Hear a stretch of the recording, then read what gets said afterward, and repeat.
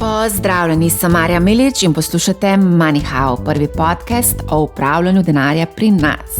Volite najprej, da vas spomnim na naš tradicionalni dogodek MoneyHow Live, ki se bo zgodil 22. maja v Ljubljani v živo.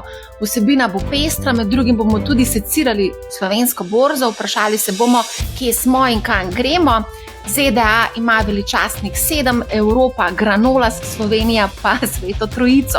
Katere delnice so to?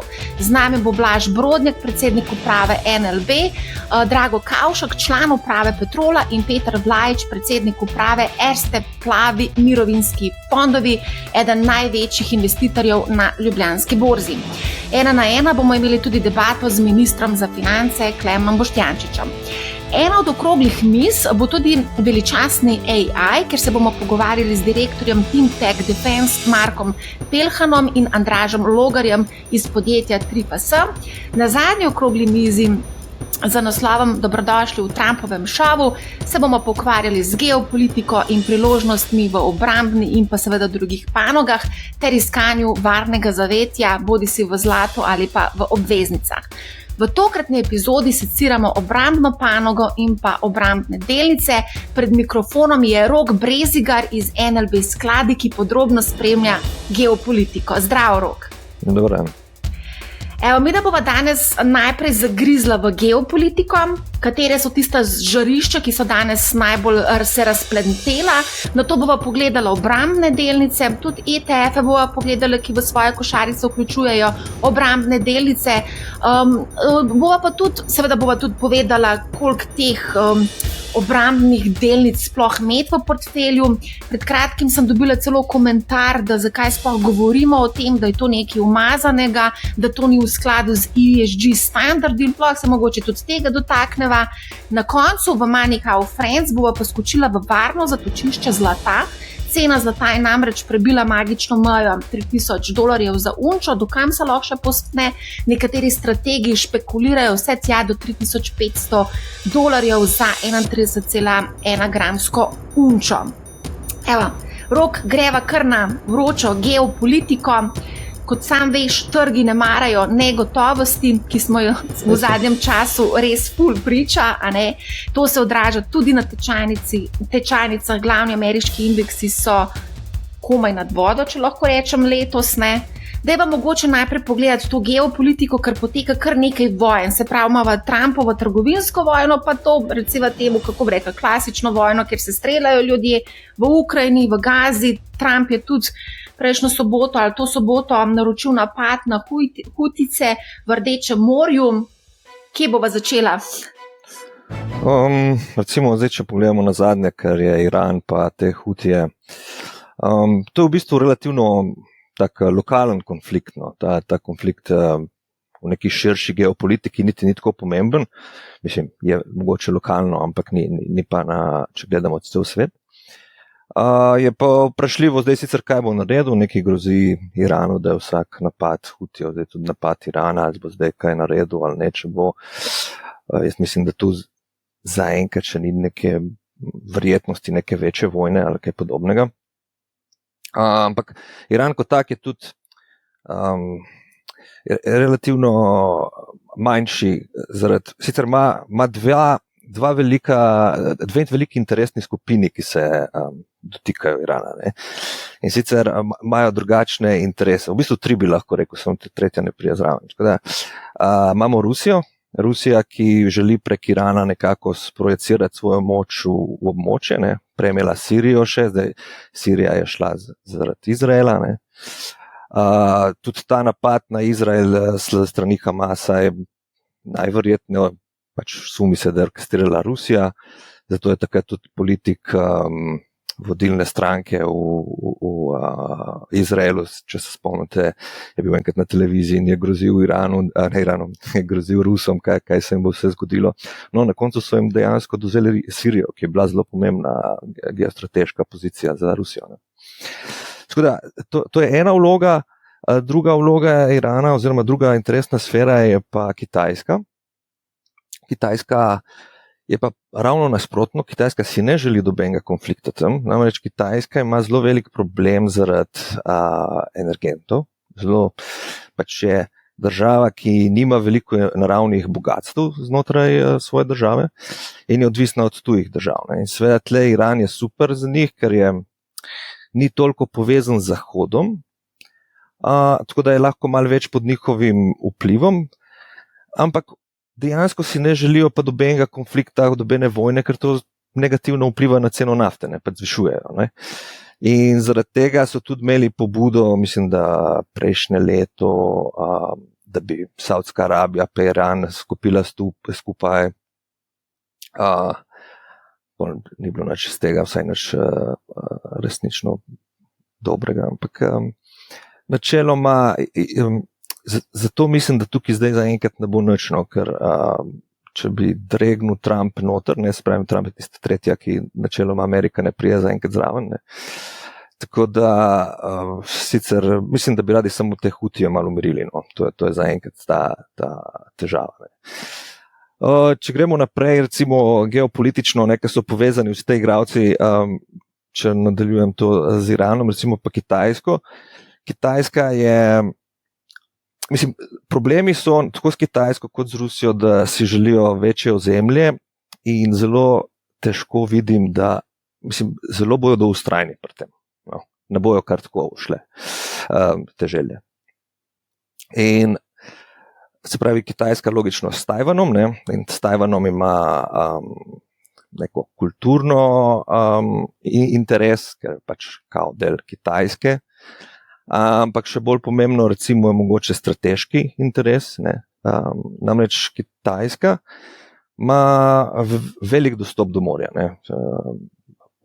Pač velik del Kitajske ob morju, ne. Ampak če pogledamo bliže, ne, je praktično obkoljena z raznimi otočji. In vsa ta otočja so na nek način pod nadzorom, pod interesom Amerike. Ne. In v bistvu Kitajska ne more iti ven iz svojega ozemlja, brez da jih nekdo opazi. Se pravi, v primeru vojne, če bi hotela svojo mornarico ali pa recimo podmornico iti nekje med temi otočji, ne bi mogla. Ne. In še posebej Achillova peta je energetska politika. Se pravi, oni približno dobrih 50% vse nafte pridobijo iz Perzijskega zaliva. To pridejo na te tankerji iz Irana, pa tudi iz drugih držav. In vsi grejo praktično skozi ta, kako je že, Malaško ožino. Ta ožina je približno 2 km dolga in če hočeš zaustaviti Kitajsko, da se pač malo umiriš, postaviš tam 2 rušilca, ki ne spusti več ladje mimo in potem ima Kitajska že tako je problem. Ne. Sicer potem lahko mora iti čez celo Indonezijo dol, če pogledate na zemljevid, vse do Avstralije praktično in nazaj gor in še ko pride gor, mora iti spet mimo otočij. In tam bi bilo zelo lepo, če bi imela recimo eno otok, ki rečemo Tajvan, ne, da bi lahko lažje šla tam, da brez ovira. Tako da te strateškega vidika je Tajvan tudi zelo pomemben za Kitajsko. In seveda pol imamo še problem polprevodnikov, ne, ki tu so se pa Tajvanci kar fajn znajdli, v bistvu, da tako rečem, ker na začetku jih je Amerika sicer varovala, se pravi v 60-ih, pa mislim, da še mogoče so v 70-ih letih. Potem so se začeli malo tako umikati, ni bilo več toliko interesa in so takrat Tajvanci iskali pač rešitve in ena od teh je bila, da so bili zelo dobri v polprevodnikih, ki so postali pač bistven del tehnologije. Ne. In tukaj je zdaj ta stvar, ki nekako poskušajo na ta način obdržati interes Amerike, da jih varujejo. Ne. In stališče Kitajske je pa tako, zdaj, če dobijo te polprevodnike, super, če pa v najslabšem primeru bi Tajvanci to raznesli, preden pridejo oni, pa konec koncev vsaj sovražnik nima. A greva mogoče na Ukrajino, ker zdaj je ravno to aktualna zadeva. Trump in Putin sta imela ta famozni telefonski klic včeraj, se pravi 18. marca, ker je pač Putin postavil neka svoja pravila igre, zdaj Zelenski. Pač tukaj so Ukrajina zdaj čaka, a ne, kaj se bo zgodilo, ne, kako se bodo dogovorili, ne. Kako pa to lahko malo poveževa tudi konec koncev z obrambno panogo? Ja, tukaj je pa bolj interes pol Evrope. Ne. Ja. Se pravi, to, da bojo zdaj tukaj nek ta premirje da bolj malo možnosti, oziroma ta začasno premirje da bolj malo možnosti, da bi pa kakšno trajnejše premirje pa praktično ne vidim tukaj. Vsaj zaenkrat ne kaže, da bi bilo to možno. Tukaj ima tudi Rusija svoje interese, ki so podobno kot pri Kitajski. Ne verjamem, da se bojo kar tako odrekli, za njih je Ukrajina zelo pomembna država, tudi strateško, zelo težko je varovati tako veliko zemlje, kot je Rusko. Ne? In oni so navajeni, da prihajajo Evropejci vedno s tanki, tam je ta vzhodna evropska nižina, kjer lahko prosto tekajo. Ne? Če pa zavzameš Romunijo pa Moldavijo, pa se zelo približaš Karpatom, kjer je bistveno lažje varovanje. Ne? To je en tak pomemben. Drugi pomemben vidik je seveda tudi naravna bogatstva, ne zato, ker bi jih potrebovali, ampak če bi bila Ukrajina samostojna, bi bil pomemben konkurent. Ne? Tako da, kakorkoli vzameš, Rusija se ne namerava, po mojem, odreči, vsaj ne kar tako. Ne? Mislim, bi mogla biti fajn spodbujena. Tako da jaz tukaj ne vidim, jaz mislim, da zaenkrat Rusi, vse so že, kaj so obljubili, da ne bojo napadali te energetske stavbe oziroma pač naftne in to. In so, mislim, da že v 1. uri ali 2. uri že to prekršili. Tako da, mogoče rata Trumpu to za 30 dni, kar sicer dvomim, da bi pa bilo trajno ne. No, in potem tukaj prije svega Evropa, ne, ker vejo, ko ima enkrat Rusija vojno ekonomijo, ne, zdaj Rusija bruha ven tanke, strelivo, vse, ne. To je zelo draga sprememba. Zelo draga sprememba je pristi iz navadne ekonomije na vojno ekonomijo. Ne. In seveda obratno tudi. Ne. In če ne dobiš dovolj z vojno, ne, jo boš verjetno nadaljeval, ne, ker tvoj interes je, da ti čim več zavzameš ozemlja in potem tisto ozemlje, da tako rečem, izropaš in na ta način si financiraš to vojno, ki so imeli. Ne. In zaenkrat so Rusi precej v minusu. Ja, kaj pa ta nekako obljuba Zelenskega po teh mineralih, ki v bistvu želi ZDA dobiti, ne? Se pravi, to je zdaj še na mizi ali kako? Ker nazadnje, ko so se pogovarjali, je pač pristal tudi na to, da pridejo Američani v Ukrajino in pač dobijo dostop do vseh teh mineralov. Ja, to so se vcaj pogojevali Američani, mislim, da ne vem točno, mislim, da je bolj kot nek, ko bi rekel, javna zavarovanje te javne obraza, ne, se pravi, kako, ampak dvomim, da je to nek močno orodje, da bojo tam Američani karkoli posredovali, ne, zaradi tega. To ni nek poseben interes tako močen, da bi lahko potem se obetali neko obrambo Amerike. Ne. Jaz mislim, da je to nekako pristal za to, da nadaljujejo lahko pogovore z Američani, ker Američani so pač pomemben faktor v obrambi Ukrajine, ampak jaz tudi tukaj ne vidim, da bi nekaj dosti prispevalo k zaključku vojne. Zdaj, profesor Mojmir Mrak je že večkrat tudi v našem podcastu rekel, če nisi za mizo, si na mizi. Mislim, da je to zdaj že kar tako, mislim, da tudi drugi funkcionarji evropejski govorijo to. Evropska unija je tukaj dobesedno čaka, kaj se bo zgodilo medtem, ko se Putin pogovarja s Trumpom, Zelenski z Trumpom. Naša Evropska komisija pa tudi dela neke svoje načrte. Naredili so plan, da bodo 800 milijard evrov investirali v obrambno panogo za okrepitev evropske varnosti in položaja Ukrajine. Tako da, zanimiva situacija. Ja, Evropa si poskuša zdaj izboriti nekako mesto za to mizo. Sej, ja. To je zelo spodbudno. No? To je zelo spodbudno, da so začeli večati proračun. Mislim, da so, če bo izpolnili te obljube, so dokaj velike spodbude. No? Če bojo to hitro naredili in tako kot pravijo zdaj, bo to zelo dobro. Kako bojo prišli do te mize, ne vem, mislim, da treba počakati, zdaj Trump hoče to zrihtati na hitro, mislim, da zdaj prav tako jih ne bo pustil, danes sem bral, da jih je poskuša potolažiti Evropejce, da se bojo zdaj kmalu tudi oni prišli zraven. Ampak, ja, je pa res, da Evropa, mislim, če ne bo nič naredila, ali pa če bo naredila premalo, dejansko grozi potencialen spopad z Rusijo. Tako da jaz res upam, da bojo začeli resno se zadali za ta cilj, ne, ker zaenkrat pač je Evropa kar mal pešala v tem. Ja, tudi mislim, da Trump je rekel Zelenskemu v ovalni pisarni, je rekel, da z takšnim odnosom tvega pač tretjo svetovno vojno, ne. Ampak okej, a lahko mogoče greva saj še na Nemčijo, ker Nemčija je tudi kar zelo zanimiva država, imeli so volitve, tale Merz, Friedrich Merz je bil zmagovalec, ravno včeraj so imeli to razpravo o povečanju javne porabe in povečanju zadolževanja, 500 milijardni sklad za infrastrukturo in še en ločen sklad za obrambo.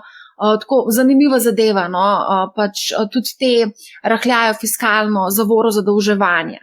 A lahko mogoče samo še to malo pokomentirava, kako vidiš zdaj ta angažma večjih evropskih držav, da povečajo in potrošnjo in hkrati procent BDP za obrambo. To je načeloma super, no? Kar je zahteva tudi konec koncev Trumpa. Ker dejansko v Nemčiji je infrastruktura relativno slaba, no. Mislim, v zadnjem cajtu niso dosti vlagali v infrastrukturo, sploh ne to za vojaške namene, ampak ta za vojaške namene jo uporabiš lahko tudi za civilne zadeve. In smo zelo, dokaj optimistični, no, glede te potrošnje, da bo spodbudila rast zdaj v Evropi, ne. Evropa, PMI manufacturing, ne, se pravi, proizvodni PMI so bili slabi že dolgo časa, ne, se pravi, v bistvu proizvodnja pada, deloma zaradi avtomobilske industrije, pa tudi nasplošno. In to bi bil en tak boost, se pravi, nek pospešek bi dalo ta rasti, predvsem v proizvodnji, ne. V bistvu bojo šli iz delanja avtov praktično v delanje tankov, ne, če se tako malo karikiram, ne. Ampak so že dejansko gleda Rheinmetall že tovarne od Volkswagena, ki jih ne uporabljajo več, ne, zato da bi on preselil tja proizvodnjo, se pravi, in ta del, ta nemški, se pravi, pol da dajo v infrastrukturo, pa pol direkt v vojsko, je to mislim, da je zelo pozitivna zadeva. Tako za vojno industrijo, kot tudi za državo kot tako. Ja, tukaj se dogaja pa še, zdaj ravno ta hype je okrog teh obrambnih podjetij in pa konec koncev tudi samih delnic in se dogaja cel kup nekih anomalij tudi na trgu. Pa če dovoliš, bi samo eno omenila, ki je pa moj kolega na Bloomberg Adria odkril, to je Steyr Motors, ki je v letošnjem letu v bistvu delnice poskočila za skoraj 2000% v letošnjem letu, ker smo danes gledali to delnice dobesedno poletela, mislim, da do 240 evrov in danes se je sklatla na 90, mogoče zdaj še pada, a ne. Tako da je nek hype, podobno je tudi s hrvaškim Đuro Đaković, ko so tudi hrvaški kolegi pisali, isti hype, ne. Gre pa samo za to, da so to neka podjetja, ki imajo očitno kapaciteto nekako prilagoditve tudi za recimo ta obrambno panogo, se pravi, da bi lahko proizvajali neka oklepna vozila ali pa nekaj podobnega, ne. Čeprav primarno nam manjka, kakor sem videl v Evropi, streliva predvsem. In sem gledal prav Rheinmetall, njihova divizija za strelivo, in sem bil takrat, ko sem to videl, sem bil kar malo presenečen, je v bistvu ima daleč najvišjo maržo. Se pravi, mislim, da ima 28% maržo na tista divizija za strelivo, ker je več kot v bistvu za vozila ali pa kakšne, ker dejansko manjka streliva. Mi imamo praktično prazne te skladišča, ker damo večino zdaj v Ukrajini, ne, in zdaj so kapacitete nekaj čez milijon na leto, teh recimo 155 mm klasičnih topovskih granat, ne. In Ukrajina pravi, da bi za neko normalno vojskovanje rabili 4 milijone na leto, približno, ne. To pomeni, da moramo še krepko tukaj povečati, ne. In recimo zaradi tega tudi Rheinmetall toliko rastu, ker ta strelivo je ena izmed primarnih potem proizvodnih dejavnostih te firme. Gledat sem šla Rheinmetall v bistvu od vojne, od invazije v Ukrajino, je delnica pridobila skoraj 1400%, če gledava total return 1410%, ne. Zdaj, zanimivo so tudi napovedi vezano na Rheinmetall, ne. Oni pravijo, da se je začela doba ponovnega oboroževanja v Evropi in seveda tukaj so zelo veliki plani, kaj vse bodo naredili, konec koncev so pa tudi von der Leinova je tudi povedala, koliko denarja bo šlo v to panogo, tako da tukaj se verjetno pač manejo roke, ne, v Rheinmetallu. A mogoče lahko še kaj poveva o Rheinmetallu, poleg tega, da je delnica dobesedno eksplodirala v zadnjem času? Ja, Rheinmetall je zdaj najbolj v ospredju, iz več razlogov. Ena je to, da je pač nemška, ne? V smislu Nemci največ povečujejo, Nemčija največja država in ima največ kapacitet. Ne? Drugo je, da je usmerjena večinoma v kopensko vojsko, ki je zdaj recimo najbolj potrebna. Ne? Se pravi, kar potrebujemo v primeru take množične vojne, ker to niso take majhne, kot so bili včasih na Bližnjem vzhodu, ko si imel, ne vem, eno letalno nosilko, pa si z letalom ali pa bombardiral. To so zdaj, govorimo o več 100,000 ljudi na bojišču. Ne? In to rabiš pač te, kako bi rekel, infantry fighting vehicles, ne vem, ko je po slovensko, ali pa tanke, recimo, do ene mere. Pa seveda, ko sem omenil topovske granate, topove, skratka, to je prav ta core business spravi glavni biznis te firme. Ne. Zaradi tega je bil tudi Rheinmetall med bolj donosnimi in je zdaj posledično tudi med najdražjimi, ne. Ker sem gledal, pred kratkim je bil PE tam okrog 60, no, sicer ni zdaj tako hudo, ampak je že kar visoko. Ne. In ja, je dejansko v Evropi mislim, da je najbolj donosna, vsaj teh velikih firm. Rolls-Royce je blizu, ne zdi. No, to nam je pa zanč. Zdaj, ko menjaš Rolls-Royce, nam ga bi pa zanč tudi Blaž Hribar iz pokojninske družbe omenil kot najbolj donosno njihovo delnico v portfelju. Aha, Rolls-Royce. No, mi imamo Rheinmetall, je bož. Dobro. Ampak okej, zdaj ti praviš, zdaj marsikdo na tej točki, iskreno ti povem, se sprašuje, ali iti v zdaj to zgodbo Rheinmetalla ali ne.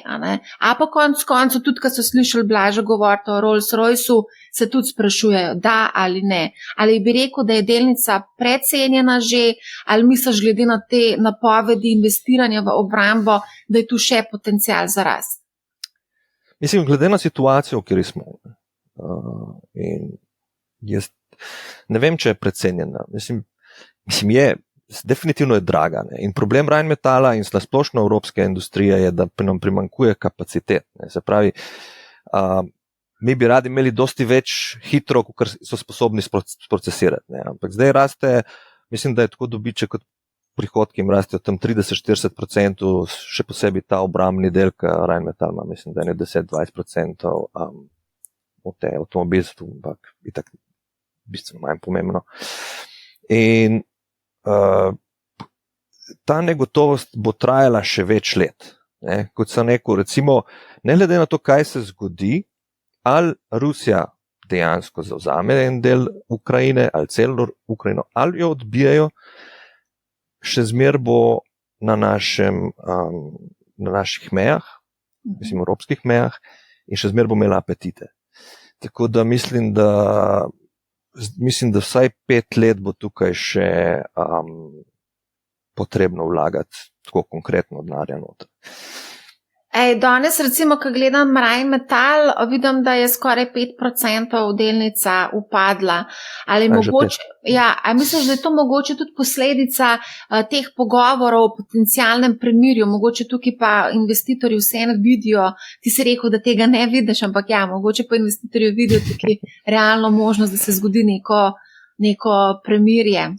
Tle je dosti šuma, dosti se govori, kaj se bo zgodilo, kaj se ne bo zgodilo. Dan sem gledal, bilo je 2%, ko sem začel gledati Rheinmetall, pa sem prenehal, vem, da je še bolj padla. Je pa tudi deloma en ta sell the news efekt, zdaj je res dosti zrasla v zadnjem, mislim, da je v zadnjem mesecu 20%. Lahko ti takoj povem, ne 50 skoraj, 47. V zadnjem mesecu, res 50. V zadnjem mesecu, ja. Če v zadnjih 5 dneh pa 9%, če te zanima. Ja, se make sense. Tako da po eni taki rasti dejansko je normalno, da ali unovčijo dobičke. Nekaj malega vsak mal proda in je normalen ta padec. Ta sell the news tudi obstaja. Pa ja, en ta šum je, kaj se dogaja, kaj je v ozadju, kao da so se zmenili, pa se niso zmenili. Bomo videli, kaj bo. Zdaj sem čisto malo za hec šla pogledati Nvidia. No, Nvidia je pa 15-16% dol v zadnjem mesecu. Ja. Ampak veš, ljudje, nekateri tudi iz nekih svojih zadržkov, ki pač ne podpirajo vojne, streljanja in proizvajanja orožja, mogoče ne bi šli v to vrstno investicijo. Ne? Mislim, Rheinmetall, ki je proizvajalec orožja dobesedno. Ne?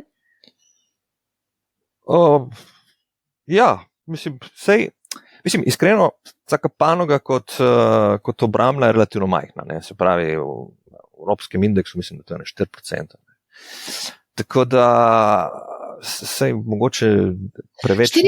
A si rekel 4% v evropskem indeksu obramba panoga? Približno. Okay. Mislim, gledal sem ta, ko je že large cap od evropski, tako da ni prav isti kot, ne vem, ta stok 600, no. Ampak je bilo tam okrog 4%, lahko kakšno odstotno točko več. Po vsej tej rasti, ja. Je relativno majhen je ta sektor. Ne. V Ameriki je še manjši, v Ameriki je 2-3%. Tako da je majhen sektor, zelo odvisen je pač od teh tenzij geopolitičnih in odločitev. To se zna hitro spremeniti, zato je zelo tvegano zadeva. Ali lahko mogoče sam skočiva še nazaj na tega Rolls-Roycea, ne? Zdaj v enem mesecu 30% gor, ne? Ampak dober, itak ti zdaj mi dva izpostavljajo te pač mesečne spremembe, kaj itak smešno, ker pač načeloma, ko greš investirati v konkretne delnice, ne greš za en mesec, ne? Ja. Ampak vsem, ali lahko mogoče še kaj o Rolls-Royceu poveš, ne vem, s čim se ukvarja, kaj proizvajajo, zakaj delnica raste? Rolls-Royce je najbolj znan po njihovih motorjih. Ne? Se pravi, imajo motorje za letala, pa za ladje. In zdaj, mislim, da dela tudi za Eurofighter, nisem pa 100%, ampak kakorkoli, zdaj se dogaja en tak premik. Ne? Trump, ko je začel malo groziti Evropi in je tudi Ukrajini odtegnil takrat te Intel, ne, se pravi ta, kako bi rekel, informacije, da so bili v temi v bistvu. Oni so imeli recimo F-16 in F-16 zaradi tega ni mogel leteti. Ne. Zdaj se vsi bojijo, ne. Amerika je ratela malo nezanesljiva v tem okvirju.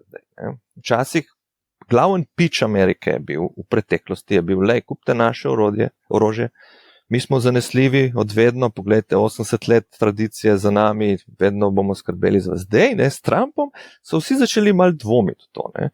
In vsi se bojijo, da boš, ne vem, kupil F-35, najnovejše letalo, najboljše ameriško, ne, in pol se bojo enkrat spomnili, ne vem, da ne smeš, ne vem, točiti po Rusiji, ker pač te napadla, ampak se njim ne zdi kul, in bojo rekli, ne damo ti več rezervnih delov, odklopili ti bomo vse komunikacije, vse, in v bistvu tisto letalo ni več skoraj nič vredno. Ne. In recimo je bila ena cela saga, bila v Turčiji, ko so Turki hoteli kupiti F-35 in so hkrati kupili od Rusov protiletalsko S-400. Protiletalsko to rakete. Ne? No, in Američanom to ni bilo všeč in so rekli, da mi ne prodajo F-35. In je bila zdaj cela saga tako 2 leti in zdaj so se malo Američani rekli, da mogoče pa lahko, zdaj so pa Turki rekli, da so se odločili raje za Eurofighter. Ne? Oziroma, dajmo reči, da je mogoče v procesu pogajanj, no, niso sedaj, ampak so dejansko izrazili željo tudi potem, da preverijo. Ne. Prav zaradi takih nezanesljivosti. Ne. In Portugalska je rekla, da ne bo več gledala za F-35 in ta Kanada je že naročila, pa razmišlja, da ne bi več. In če recimo en Rolls-Royce izdeluje motorje za letala, ki so zdaj bolj zanimiv, za kateri bolj povprašujejo, ne, je logično, da potem delnica raste. A greva skočiti mogoče še malo na druge delnice? Zdaj sem si jih vse tudi poiskala. Zdaj, okay, če mi dva gledava od te vojne, invazije na Ukrajino, mislim, to so vse te evropske delnice res precej pridobile, pa ne samo evropske, konec koncev tudi nekatere ameriške, mogoče se niti vse ne ukvarjajo toliko za proizvodnjo orožja, ampak tudi s kakšnim AI-jem vmes, ne. Ampak vseeno zanimivo, da so ameriške delnice, ko gledamo te defense stocks, v primerjavi z evropskimi v kar precejšnjem zaostanku. Sploh zdaj, v letošnjem letu pa od Trumpa dalje. Eden od razlogov je prav ta, kar sem ga zdaj omenil, ne. Dejansko so postali sploh te napredni obrambni sistemi so postali mal tvegani, ne? Prav zaradi te muhavosti trenutno Trumpa. In to je en vidik, in drugi je seveda, da Amerika poskuša malo zmanjšati potrošnjo in tudi te izdatki za obrambo, mislim, niso se neki bistveno dvigali. No. Sicer oni imajo klasično visoko, ne? Tudi te firme so načeloma večje, ampak prostora za rast pa ni bilo, ker če nimaš povpraševanja od zunaj in ne od notraj, doben si ne misli, da pač nimajo nekega prostora za rast. Ne. Za razliko od Evrope, ne, ker evropska obrambna industrija je dobra. Ne. Dejansko so orožje je primerljivo v večini, no, z ameriškim, ampak Evropa je pravkar rekla, da bo, ne vem, praktično podvojila proračun, ne, če pogledamo vse te. Tako da tu pol pa obstaja še azijski trg, ne, to je pa še Koreja je zelo pomemben trg, deloma Japonska, ampak predvsem Koreja. Ne. To je bil pa še ena firma, ki sem jo dal tudi noter, ta Hanwha Aerospace, ta je pa še bolj škurajn metal naredila.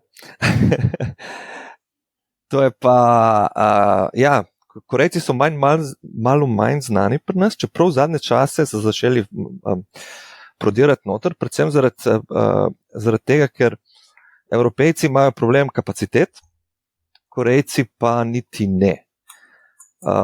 Mislim, Korejci nimajo trenutno neke vojne zraven, v katero bi metali orožje, in so naredili že več, predvsem Poljaki so njihove stranke, pa zdaj bo Romunija. In recimo neka njihova ta samovozeča havbica K9 to je najbolj popularna, mislim, da ima več kot 50% delež, ima 6 NATO držav. Pa tle je bistveno manj znana ta firma. Je pa malo mi je pa žal edino, da nisem Mitsubishi noter dal. Ta je delal pa ladje. Zdaj morava samo še enkrat, kako si rekel H-A-U-N-V-A? H-A-N-W-H-A. Hanwha Aerospace. Tiker je 01245. In zraven tega delajo pa še z dvojnim V-jem. Tako, ja. Zraven tega delajo še eno boljših letal. H-A-N-W-H-A Aerospace. Tako. Se pravi, ti si rekel, da je še bolj donosna kot delnica Rheinmetalla. V kakšnem obdobju govoriva mi dva to zdaj? Ko sem gledal, mislim, da imam nekje tukaj celo. V 2-letnem sem gledal. Naredila krat 6, ne krat 7. To si verjetno gledal vse v evrih, si predstavljam, ne? Se mi zdi.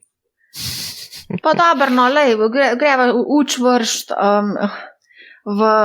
recimo, jaz bi gledala, dejansko je res bila bolj donosna, tudi v daljšem časovnem obdobju. Tudi daljši, ne? Od leta 2020, 3000, skoraj 94% donosnost, če gledava total return 4000, Rheinmetall pa samo 3400% na total return. Korejci imajo še eno prednost, ne? In sicer niso v NATO. In ker niso v NATO, lahko prodajajo tudi državam, ki mogoče NATO države ne bi. Ne? In zaradi tega si lahko komod povečujejo trg, recimo v Latinski Ameriki ali pa, ki imajo še, mislim, da so v Aziji. Skratka, malo manj imajo te birokracije oziroma omejitev pri prodaji. No. A bi mogoče vseeno še skočila malo na te evropske orožarje oziroma obrambno panogo, ker je kar nekaj zanimivih podjetij, recimo Saab se velikokrat izpostavlja, švedsko podjetje, je bila zelo donosna delnica, pa mogoče bi izpostavila še Leonardo. To so vse naložbe, ki sem jih imam. Mislim. Se pravi, katero bova še izpostavila? Thales tudi? Thales je tudi zanimiv. Kongsberg, to je norveški proizvajalec teh raket, večinoma. Te so, tako bi rekel, med bolj zanimivimi, vsaj kar se mene tiče. No. Zakaj so ti med bolj zanimivimi? SAP je recimo, oni imajo mornarico, podmornice, ki so tudi zelo dobre. Recimo ena zanimivost je ena švedska podmornica, jaz mislim, da od SAB-a, to, da nimajo drugega, ampak ena švedska podmornica je enkrat potopila, mislim, da 2005, ne vem, med vajami seveda, ameriško letalonosilko. Dejansko je bila neslišna, niso jo slišali in je zbežala. Takrat so Američani si sposodili to podmornico za 2 leti, da so ugotovili. Tako da dejansko imajo vrhunske izdelke. Drugi je pa letalo, ta Gripen. In zdaj, ko je ta F-35 tako problematičen, se zelo omenja Gripen kot alternativa. Ne. Sicer ima majhno težavo, ker ima ameriški motor, ne. Ampak je, da se ga v primeru Anuja se da tudi zamenjati. No. Ampak drugače pa mislim, da večino so pa evropski deli. Tako da ta je zanimiv, kjer ga sem rekel Kongsberg, to je ta norveški. Glede na to, da so potrebe po teh raketah so vedno večje, no. Zaradi tega mi je zanimivo, ker sicer imate kar dokaj velike pametne rakete. Tako da, tam je bil, kjer smo še rekli, pa Leonardo. Ne? Leonardo tudi je Leonardo je pa zelo v aviaciji. Spravi, helikopterje imajo in ker so zanimivi, oni proizvajajo tudi dele tako za Eurofighter letalo, kot za F-35 tudi delajo. Ker ta F-35 je nekako konzorcij z več državami. Tako da te sem jaz takrat nekako imel kot zanimive firme, no, za mene. Kako misliš za tebe? Mislim, za moj sklad, jaz sem jih vključil te v sklad. Aha, a mi lahko še poveš, recimo, veliko se omenja tudi ta britansko podjetje, kako se izgovori BAE Systems. Ja. Kaj pa je s tem? Ta je imel malo manjšo rast, mislim, da je naredil samo 100% v 2 letih, če se ne motim, nekaj takega. Ampak je pa en tak, tam ima malo širši nabor stvari, en tak konglomerat, mislim, delajo zanimive stvari, so tako v letalstvu kot ladjedelništvu. Mislim, da oni tudi sodelujo z F-35, ampak predvsem, kar je zanimivo, zdaj delajo nov prototip letala, se pravi F-35 je 6. generacija, oni delajo, mislim, da je Tempest, rečejo, ta code name, je 6. generacija, je pa res, da to, ko bi rekel, to bo še malo trajalo, no, da pridete do kakšnih prototipov prvih. No, ampak je v ospredju teh novih tehnologij in novih, recimo, letal v tem primeru, ki zdaj govorimo, ali pa tudi, v bistvu so razširjeni čez celotno to obrambno industrijo, no? Tudi te land forces imajo, spravite. Je kaj pa recimo ta Thales tudi precej se omenja, tudi nora, tudi zelo lepa rast delnice. Ja, Thales mislim, da ima tudi motorje, vse francoska industrija načeloma je zanimivo, ne? Od Dassault System, Thales pa Safran, to so vsi, mislim, da Thales ima tudi, sekundo, mislim, da sem tudi nekje, kje sem ta, a ne, oni imajo pa bolj te, tudi radarske pa komunikacijske so močno razviti, točno, ja. Tako da, se pravi, na splošno meni so vse te firme, o katerih govorimo, so zanimive, ne? Ker so, kot sem rekel, evropska industrija vojaška industrija je konkurenčna svetu. Ne? Ti imaš, v svetu imaš zelo malo držav oziroma regij, kjer se proizvaja orožje. Se pravi, imaš ZDA, Evropo, Rusijo, Kitajsko in pol imaš sam še Južno Korejo, to mislim, da so največji igralci, in pol imaš še Izrael pa Japonsko, jaz ne vem, če imamo še kaj. Mislim, vsaj ne tako, da bi rekel širokega, ne, spravi, da imaš dosti firm, na katere se lahko zanašaš. Ne. In Evropa je kar konkurenčna. No. Glede na to, da bomo zdaj dosti vlagali, upam, da so za moje pojme še zmer perspektivne. Ja, se veš, da bo zdaj marsikdo na tej točki rekel, ja, a je še zmer, glede na to, da so vse te delnice kar precej pridobile, a ne, in Slovenci, se veš, kakšna je naša folklora, ponovadi vstopamo na rekordih, tako kot zdaj rinemo v zlato ali pa v slovenske delnice, pa zakaj ne bi šli pol še v defense sektor oziroma v obrambne delnice, ki so tudi praktično na rekordu, s tem, da ti praviš, da je tukaj glede na plane in Evropske komisije in posameznih držav, da pač tukaj je potem še prostor za rast. No, vkljub temu, da sklepaš oziroma meniš, da premirje dolgoročno še ni, ga ne vidiš. No. Mislim, v bistvu se upam, da se motim, no, ker rajš vidim, da bi bil mir in da ne bi bilo teh tveganj. Ampak dejansko jih pač ne. Jaz osebno, glede na situacijo, ki je trenutno v svetu, ne vidim možnosti, da bi se to umirilo. Nažalost. In zaradi tega mislim, da bo Evropa še dosti vlagala. Upam. In zdaj gremo midva iz tega, še lansko leto ali predlani je bila mantra Evrope zeleni prehod, ustavi se svet, mi bomo investirali samo v zeleni prehod. Danes, ko greš na X, pogledati von der Leyen, njen profil, vidiš, da je čisto na vrhu prav pinan, kako se to reče. Pač na vrhu je njen post, ker je povedala, da bodo investirali 800 milijard evrov v obrambo. Koliko je ta obramba ESG oziroma zelena? Koliko je to zeleno, je zelo subjektivno, kako bi rekel. Jaz verjamem, da vsi te, ki zagovarjajo zeleno, pri nas bojo rekli, da ni.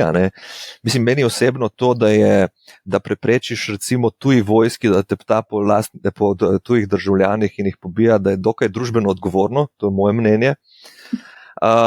Jaz lih neke tanke na baterije ne vidim, no? Da bi to lahko obstajalo, tako da Evropa itak je šla malo overboard s to ESG agendo. Ta Nemčija, sam pogledaj, kaj se je zgodilo z Nemčijo. Začeli so s tem green prehod, ukinili vso jedrsko elektriko, ki so jo imeli, popolnoma bili odvisni od ruskega plina.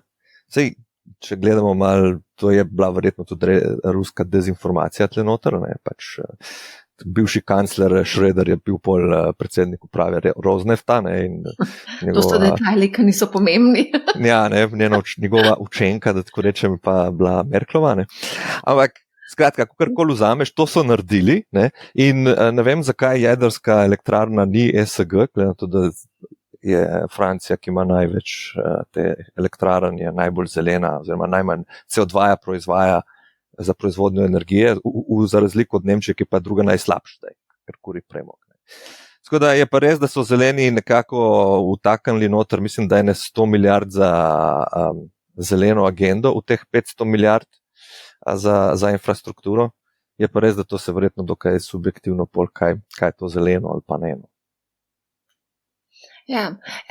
Lahko mogoče sam pustva to za zeleno agendo ob strani, greva midva nazaj na obrambo.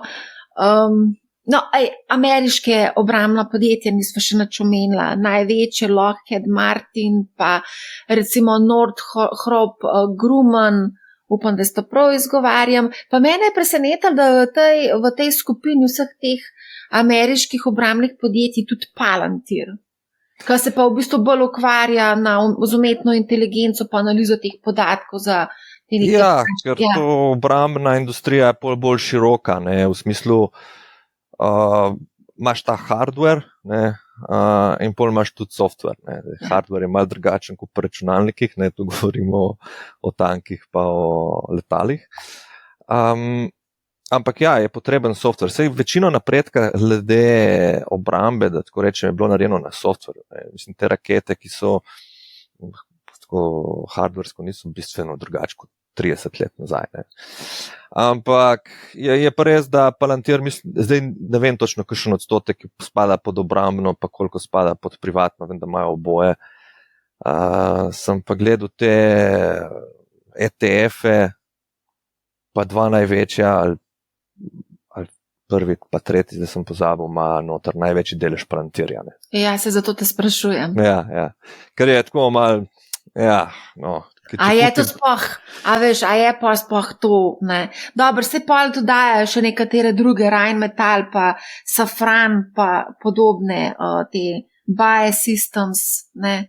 Nordkrop, Grumman je tudi noter, v tem največjem ETF-u, to je pa Han ETF Future of Defense, ki je pa 1,6 velik ETF, 660. Je pa zdaj en nov ETF sem videl, si ga videl, ja. Tega meseca. Ja, to je pa ta Wisdom Tree, ja. To pač malo jahajo, ne? Enkrat je AI, drugič je pa pač Europe Defense, oni so šli zdaj v Europe Defense, so naredili ta sklad. Čak, sem si poiskala podatke. Mislim, da so dosti izbrali že noter, 250 milijonov. Samo sekundu, se lahko to pogledam. Trenutno market cap je 266 milijonov. Pazi se struktura. Rheinmetall 21, skoraj 22% tega sklada, Leonardo 15, SAP 10, Biosystems skoraj 10, Thales 8,6, Rolls-Royce 6, Airbus 5, Safran 5, Kongsberg, kaj se prav rekla? Kongsberg, ja. 4,5 pa Renk Group. Praktično čisto vse delnice, ki sva jih omenila, so v tem ETF-u, Rheinmetall pa največji. Ja, te najbolj klasične. Pa Renki tudi poznam, ker te podvozja za tanke dele. Zdi se mi pa, da je ta produkt bil lansiran prav za take, ki lovijo vroče zgodbe. Ja, mislim, to je, ampak so zamudili koliko 200%, da jim reči tako v zadnjih 2 letih. Recimo. Ti praviš, da bo še rasala, ne, mogoče bo pa še 200%. Ne, to ne. Jaz sicer mislim, da ne bo nesporazuma, ker sem rekel, da vidim neko perspektivo za vlaganje tukaj. Takih rasti jaz ne vidim več, ne, to smo zdaj pač naredili. Ampak še zmer mislim, da bo večja rast nekako od povprečja na trgu. No. Mislim, da bo še zmer vlaganje. Je pa res, zdaj bil ta push, ta vložek noter in to je pač zdaj dvigano toliko gor. Ja, škaj, da mi nekaj povej, market cap sem ti povedala 266, ampak total assets je pa 138 milijonov.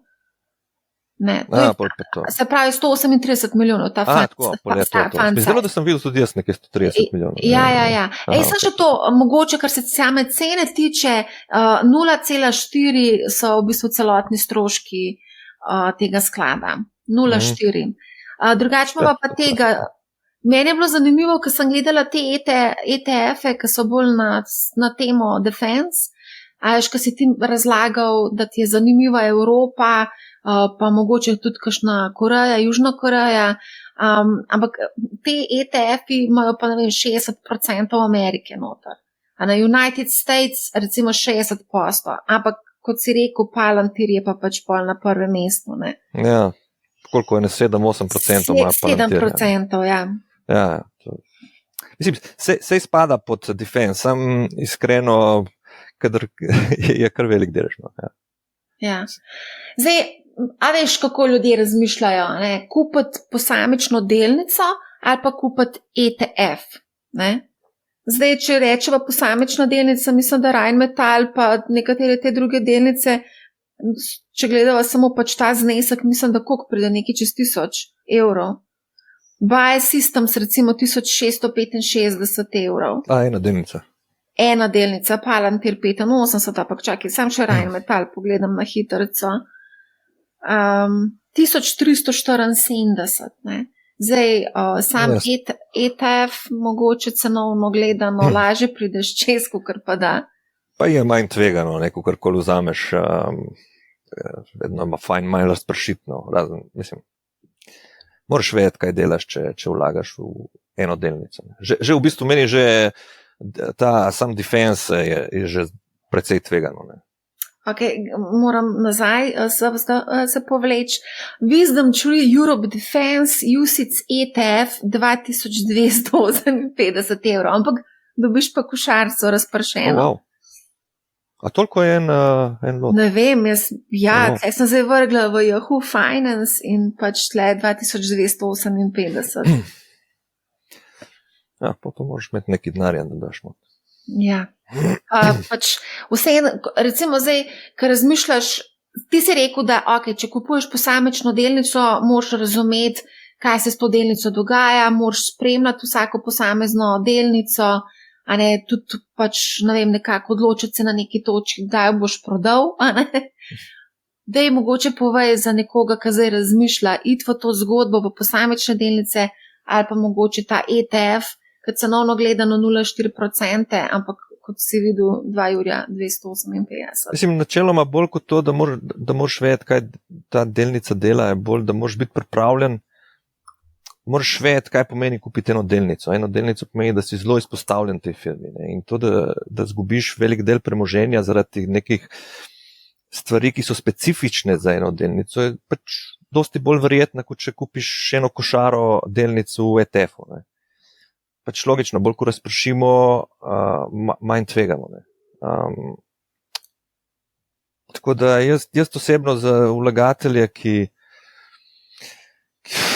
ne toliko spremljajo, no, dajmo tako reči, ki niso pripravljeni ves čas kaj investirati časa za to, tako da kupiš samo eno delnico, je za moje pojme preveč tvegano. Ker tudi gre mimo, potem včasih sploh ne vidiš, ne, da se je zgodila novica.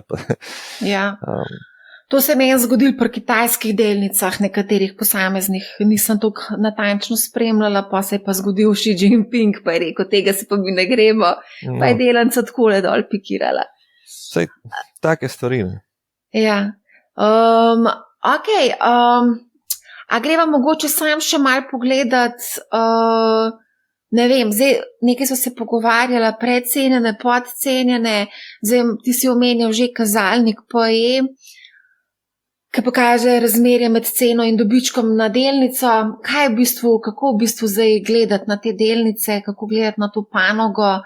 Ti praviš, da vidiš še prostor za rast, ampak hkrati praviš, da niso pa precenjene, čeprav so delnice že kar precej pridobile. Ja, si pravim, to je en tak filozofija upravljanja mogoče. Jaz osebno ne dajem toliko na te kazalnike. Ne. Kazalnik ti pokaže stanje, ne kaže mi pa dinamiko za naprej. Se pravi, te firme so, ja, v tem trenutku so dokaj visoko ocenjene, ker se pričakuje, da bojo dobički naprej dokaj visoki. Ne. In da se pričakuje, da bo nivo dobičkov, ne vem, recimo konkretno Rheinmetall pričakuje 60% naslednje leto, ne, rast dobička, mislim, da je bilo nekaj takega. Ampak važno je, kaj se zgodi, kaj pričakujemo, da se zgodi, ne, in ta stvar bolj vpliva na investicijsko odločitev za moje pojme, ne, kot recimo sama cena oziroma sami kazalniki, ki so v tem primeru. Ne. Ker če bo, zdaj, boh ne dej, da tako rečem, ampak če bi Putin napadel, ne vem, Litvo, da pride do Kaliningrada, ne, verjemi, da teh PE60 od Rheinmetalla bo hitro 120 čez noč. Ne. No, ali pa če ne bojo ugibali, da bo prišel tako do Nemčije, pa druga debata. Meni se zdi, da ta PE od Rheinmetalla je že zdaj 122. Gledaš na Yahoo Finance, ne? To sem šla zdaj gledati, ja. No, če pogledaš na Bloombergu, pa je 66. Zdaj to sem se tudi jaz, včeraj sem pogledal. A res? Ja, zato vem. Zakaj pa prihaja do takega razkoraka? To pa ne vem. To sem pa rekel, da bom pogledal, sem pa pol pozabil. Ampak če pa pogledaš tisto Hanwo, ki sem ti prej povedal, ja, je pa PE15. To je pa kar zanimivo, ne? Je zelo dobro. Mislim, da je tudi najcenejša, kar sem gledal od teh vseh, ki so. Zdaj pa takole. Zdaj govorila sva o obrambni panogi, pa o tem, da se lahko nekatere panoge, kot je recimo avtomobilska, transformirajo prilagodijo pač trenutnim okoliščinam in pač grejo tudi v proizvodnjo, oziroma se pač preoblikujejo v neka obrambna podjetja ali pa saj en del podjetja.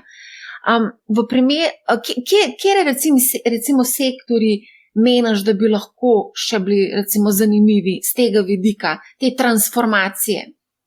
No, to mi je všeč pri tej strategiji, da bojo vlagali v infrastrukturo, zato ker pol potegne zraven tudi druge firme. Ne? Neposredno, če gledam samo z vojaškega stališča, bo sigurno kovinska industrija tukaj. Imamo jeklo za te oklepna vozila, pa za ladje, pol imamo aluminij za rakete pa letala, pa titan je tudi pomemben, spravi je ta industrija. Pol bo kemična industrija pomembna, ne? Recimo, to so te BASF, pa ta je tudi že drag, fajn zrastel, pa kakšen Evonik firme so. Recimo eksplozivi, goriva, to se delajo ta kemična industrija, kompozitni materiali, recimo, ki jih potrebujemo za obrambo, ta oglikova vlakna, kevlar, karkoli. In pol imaš razne druge kemikalije, ki se uporabljajo, ne vem, hladilne tekočine, to se vse uporablja dosti v vojski. Ne. Pol, če gledaš kot tak, si predstavljam, da bi recimo utilities tudi bile, recimo EON, potreba po energiji, po dodatnih daljnovodih in distribucijski pač mreži. Ker če močno povečaš proizvodnjo, bojo tudi to potrebovali, sploh če je zdaj bilo malo podhranjeno. Ne. Construction, cement, pa tudi stroji, mi smo vključili nekaj časa nazaj, recimo Heidelberg, ena taka firma, ali pa ta italijanski Buzi, zanimivo ime. To so z področja gradbeništva, to so gradbinci. To so za infrastrukturo. Zakaj so oni pomembni kot za kakršnokoli gradnjo od bunkerjev? Recimo, ampak tudi tovaren, pa mogoče razširitev letališč, pristanišč, vse to spada noter. Ne. Pa tudi, če bomo gradili nove ceste, ne, zaradi logistike, ne. Ker logistika je tudi ena pomembna zadeva, ki se potem razširi. Ne. To je tudi, recimo, Deutsche Bahn bi lahko bil mogoče kakšne te pristanišča, predvsem na severu, recimo Nemčije ali pa tudi Rotterdam, ker ti moraš prevažati surovine, moraš prevažati orožje, vse to potegne sabo. Ne. Pole pa še ena zanimiva je pa vesolje. Ne.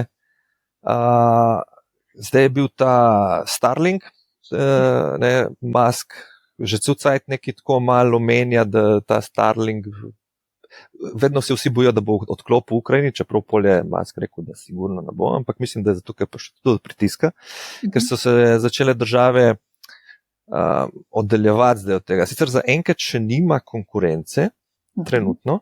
V Evropi je ta Eutelsat, francosko podjetje, ki to dela. Ko sem se spomnil, da bi to bilo zanimiva naložba, sem šel pogledat in je 3 dni prej zrasla za 200%. Tako da sem zamudil. Kako si rekel? Eutelsat.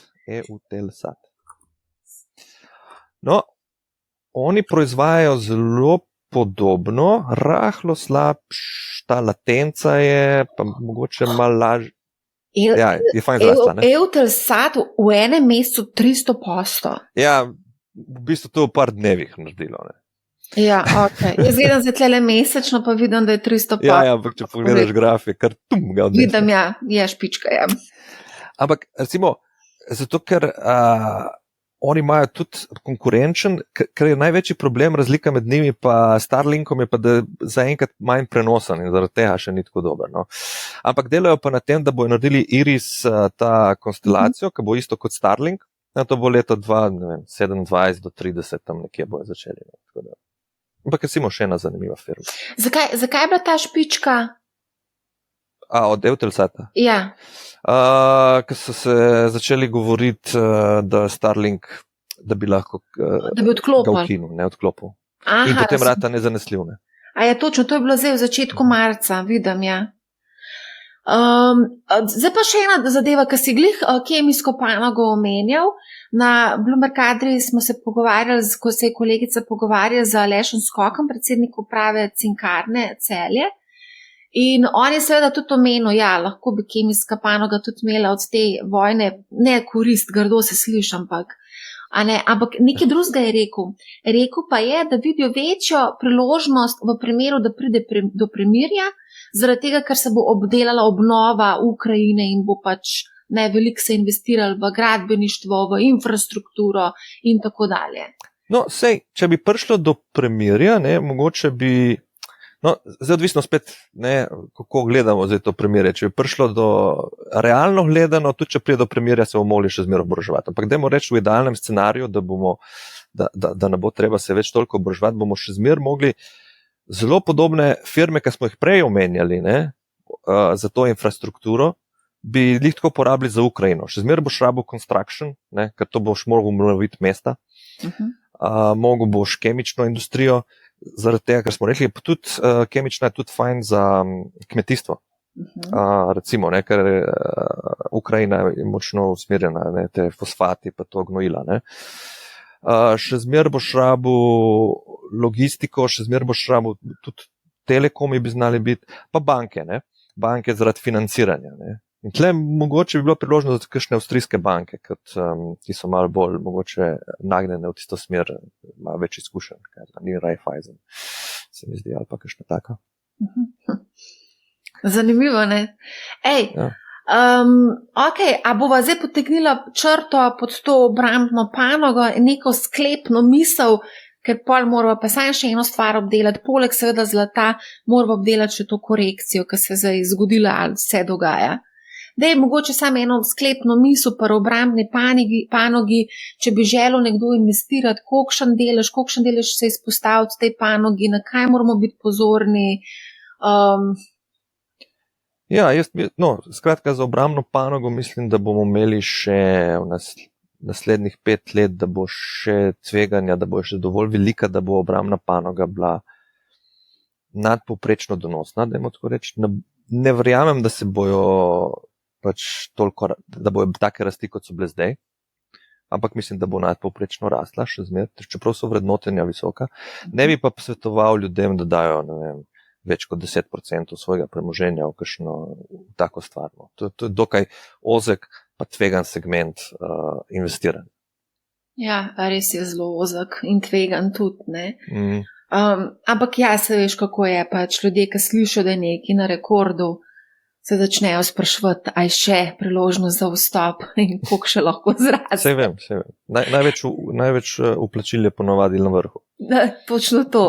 No, sej, to tudi zelo veliko sprašuje za slovensko borzo, ki je v bistvu v primerjavi, če gledamo z ameriškimi indeksi, dobesedno doživela pravi preporod, 20% samo letos, medtem ko S&P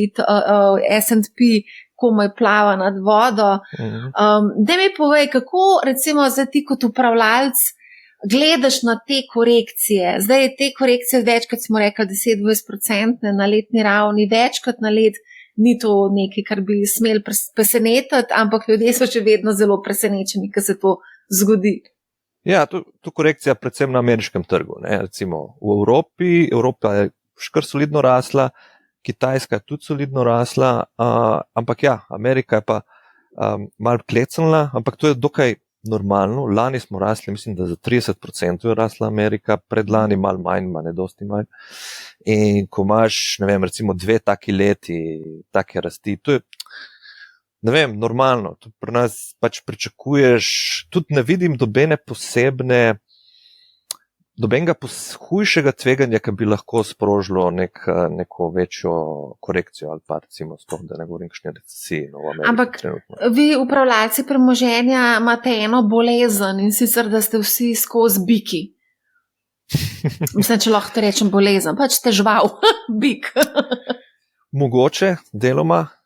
Je pa tako, jaz osebno imam rad malo več strategije in malo manj taktike, in dajmo tako reči, če vedno staviš na to, da bo raslo, zgodovinsko gledano pa tudi nekako logično je, da boš vedno zmagal. Ne, vedno zmagal, v povprečju boš zmagal, pardon. Okay. Ker v povprečju več raste kot pada. Ja, če gledaš res, sej v povprečno obdobje medveda traja, mislim, da okrog 18 mesecev. Pa tudi pač dolgoročno raste vse, ne? Če pa pogledaš te dolgoročne grafe, je pa pač, rast. Ne. Je pa logično, da kadar pride do kakšnih takih novic ali pa kaj takega, se tudi mi prilagodimo, pa poskušamo takrat biti malo bolj defenzivni. No. Je pa Trump jaz pa imam problem zdaj, ker s Trumpom je to dokaj nepredvidljiv in nelogičen v določenih stvareh, da nimam take strategije, kam bi se postavil.